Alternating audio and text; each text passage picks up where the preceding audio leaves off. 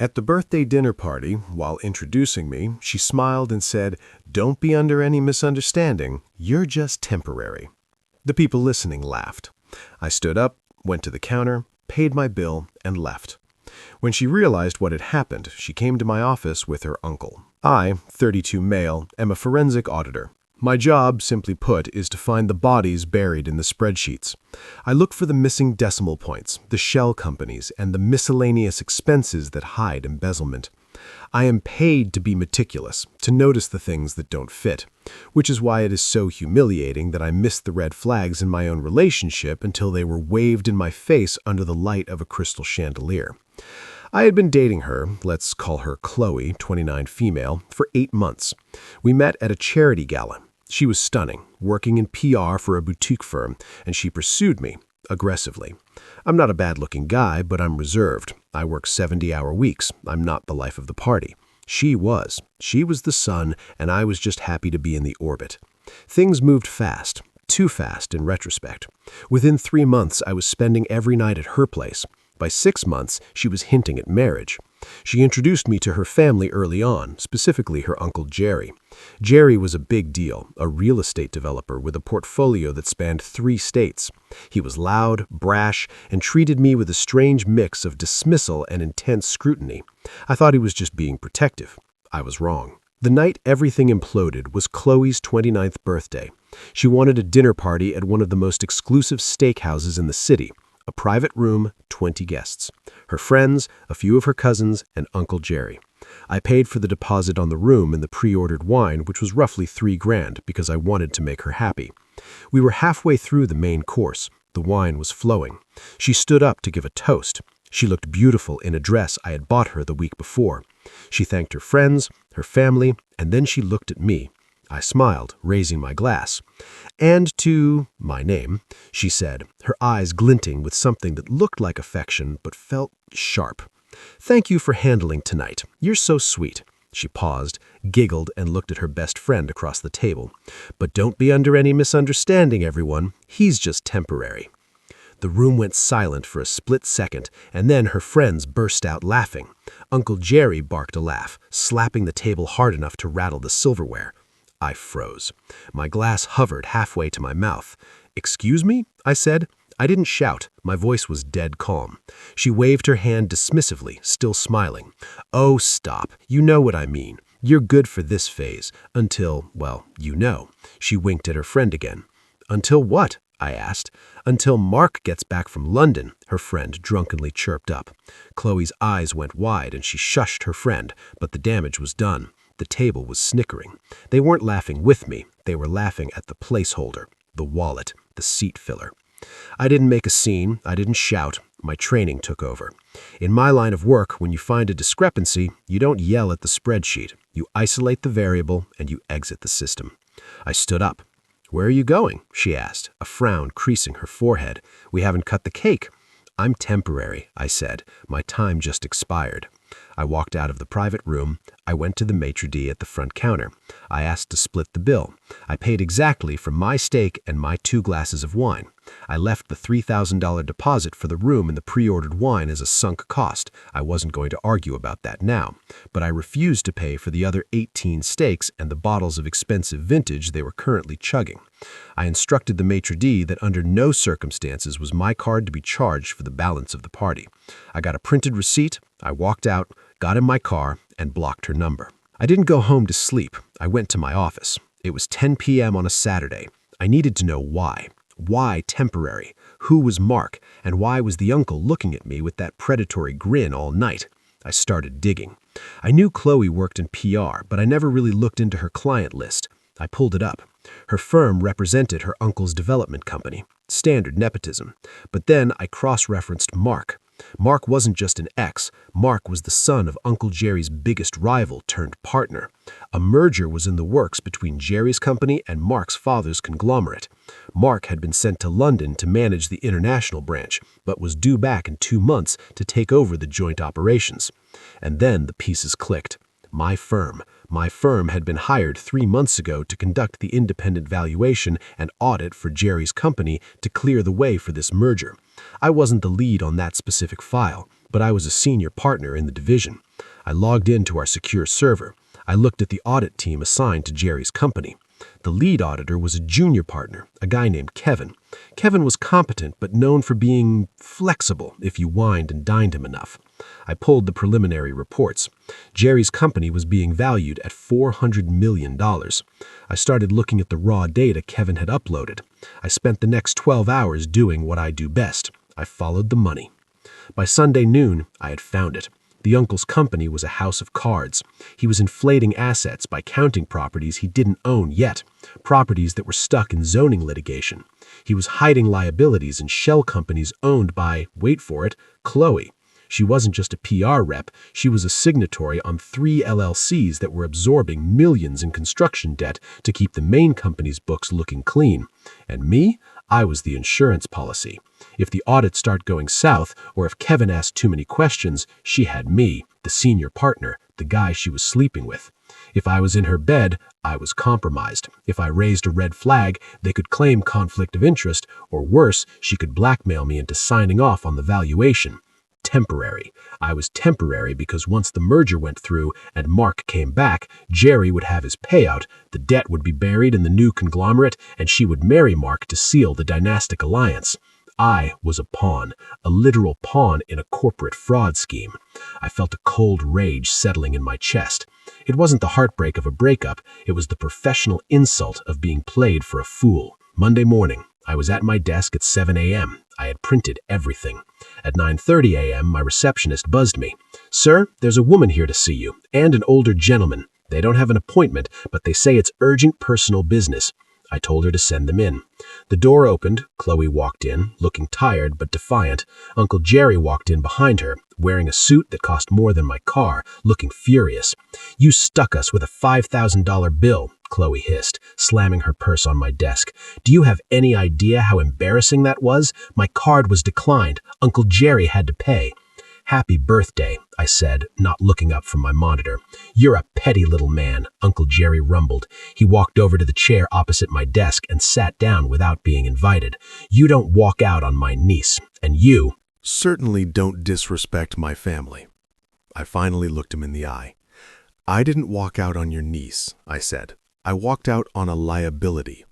Qley laughed, a sharp, jagged sound. "A liability? You're the liability. You're socially awkward, you bore me to tears, and honestly, the only reason I stuck around this long was because I felt sorry for you." I leaned back in my chair. "Is that so? I thought it was because you needed a buffer for the audit."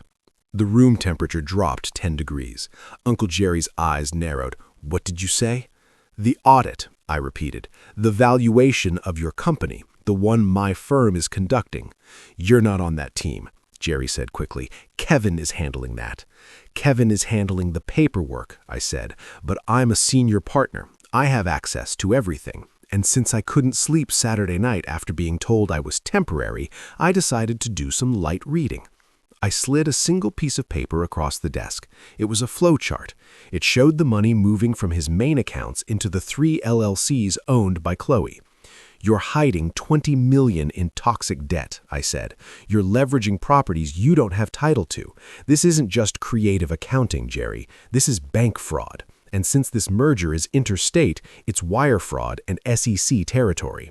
Jerry picked up the paper. His hands weren't shaking, but his face went red.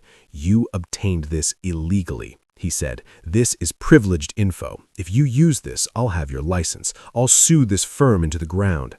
"I obtained it from my own company's server," I corrected, "and as a partner, I have a fiduciary duty to ensure our audits are accurate. If I know about fraud and I say nothing, I go to jail too, and I don't look good in orange."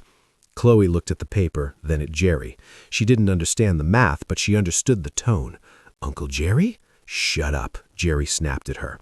He turned his predator gaze on me. "Everyone has a price, son. What's yours? We need this valuation signed off on by Friday. Kevin is ready to sign. You just need to not interfere." "Entitlement," I said softly. "You think you can just buy people. You think you can use people like furniture." "It's how the world works," Jerry sneered. "Grow up. You were a temporary fix. Now I'm offering you a permanent position. I can make you a consultant for the new conglomerate. 300 grand a year, very little work, just keep your mouth shut." I looked at Qley. She was looking at me with a mix of fear and hope. She actually thought I might take it. She thought so little of me that she believed I would sell my integrity for a consult fee and a fake relationship. "Get out of my office," I said. "If you blow this deal," Jerry stood up, leaning over the desk, "I will destroy you. I know people. I'll plant things on your computer. I'll have girls come forward with stories. I will bury you." I pointed to the door. "Get out." They left, but they didn't go quietly. The attack started 2 hours later. First, I got a call from HR. An anonymous complaint had been filed claiming I was using company resources to stalk a client, Qley. They wanted to suspend my access pending an investigation. I anticipated this. I had already forwarded the chat logs of her inviting me to the party, the receipts, and the text messages from the last 8 months to the head of HR and the managing partner. I also included a memo regarding the conflict of interest I had discovered regarding the uncle's company, and recused myself formally from the account after flagging the irregularities. Because I self-reported the conflict and the fraud simultaneously, HR couldn't suspend me without looking like they were retaliating against a whistleblower. Next, my car. I walked out to the parking garage that evening. My tires were slashed. Not just slashed, sidewalls gouged, keyed paint, loser scratched into the hood. I took photos. I called the police. I pulled the garage security footage. It wasn't Jerry or Qley. It was a hired thug. But the thug was driving a truck registered to one of Jerry's construction subsidiaries. Sloppy. Entitled people get sloppy because they think they're untouchable. Then came the pressure on my boss. Jerry called the managing partner of my firm, a woman named Elias who has ice water in her veins. He threatens to pull all future business if I was fired. He claimed I was unstable, that I had tried to blackmail him. Elias called me in. "Jerry is threatening to sue," she said. "He says you're a jealous ex trying to sabotage a merger." "I am a jealous ex," I admitted, "but I'm also a forensic auditor who found $20 million in hidden debt. Here's the file." She spent 10 minutes reading it. Her eyebrows went up. "He's cooking the books," she whispered. "If we sign off on this valuation and the merger happens, and then the debt is discovered, the acquiring company sues us for negligence. We lose our license. The firm dies." Elias closed the folder. "He tried to weaponize your relationship to compromise the audit." "Yes." "Okay," Elias said. "You're off the account formally, but I want you to draft the supplementary report detailing these findings. I'm going to have a meeting with Kevin." Revenge isn't about slashing tires, it's about accuracy. I spent the next 3 days drafting the most detailed, lethal financial report of my life. I didn't just find the debt, I found the tax evasion. I found the payments to building inspectors that looked suspiciously like bribes. I documented Qley's involvement in the shell companies, proving she wasn't just a passive beneficiary, but an active participant in fraud. I submitted the report to Elias on Thursday. Friday was the closing meeting for the merger. Uncle Jerry, Qley, Kevin, looking pale and sweaty, and the executives from Mark's father's company were all in the boardroom. Mark was there via video link from London. I wasn't invited, but Elias was. According to the minutes and Elias's gleeful retelling later, Jerry pushed the contract across the table. "Everything is in order. Kevin here has signed off on the valuation." Kevin nodded, looking like he was about to vomit. "Actually," Elias said, opening her briefcase, "we have an amendment." She slid copies of my report to everyone at the table. "Our internal review discovered some discrepancies, specifically $20 million in undisclosed liabilities hidden in shell companies registered to Miss Qley, last name." The room stared silent. Mark's father picked up the paper. He read the summary. He looked at Jerry. "Is this true?" "It's a lie," Jerry shouted. "It's a fabrication by a disgruntled ex-boyfriend. That man is unstable." "The data is verified," Elias said calmly. "We confirmed the property titles with the county clerk this morning. The properties listed as assets are not owned by your company. They are owned by the city or are currently in probate litigation." Mark, on the screen, spoke up. "Wait, you said the shell company Are in Qley's name?" "Yes," Elias said. "She is the sole proprietor." Mark looked at Qley. "You told me you were just doing PR for him? You're laundering debt?" "No, Mark, honey, I didn't know," she cried, grabbing the table. "Uncle Jerry just asked me to sign some papers. I didn't know what they were." "Ignorance of the law excuses no one," Elias said, "especially when you're drawing a salary from those LLCs. We found monthly transfers of $10,000 into your personal account labeled consulting fees." Mark's father stood up. "The deal is off." "You can't do that," Jerry screamed. "We have a letter of intent." "The letter of intent is void upon discovery of material fraud," Mark's father said. "And frankly, Jerry, I'm going to forward this report to the district attorney. You tried to sell me a rotting corpse wrapped in a bow." Mark looked at Qley on the screen. "Temporary?" he said. "Funny word. I think we're done here." The screen went black. The implosion was spectacular. Because the merger was high profile, the collapse made the business news. Then the reason for the collapse leaked. The district attorney took the report Mark's father sent over. They opened an investigation. Uncle Jerry wasn't just facing bankruptcy, he was facing RICO charges because of the bribery of city officials I had uncovered. His assets were frozen. The empire crumbled within weeks. Qley was in the blast radius. Because she was the legal owner of the shell companies, she was named in the lawsuit. She claimed coercion, that her uncle forced her, but the monthly payments to her accounts suggested she was a willing participant.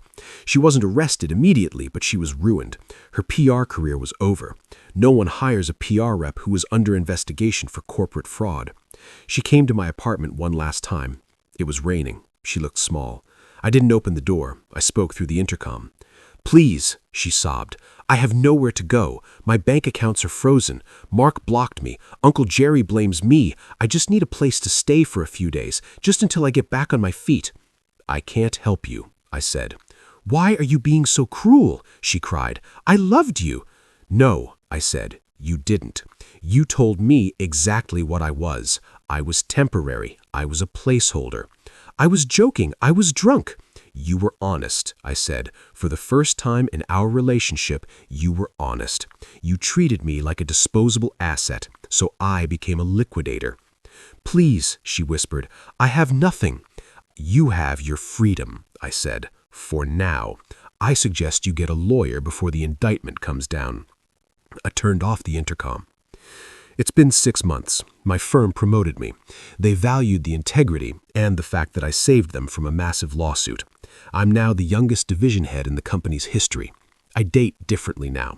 I listen to the jokes people tell. I listen to how they introduce me. I pay attention to the small disrespects because I know they are just practice for the big betrayals.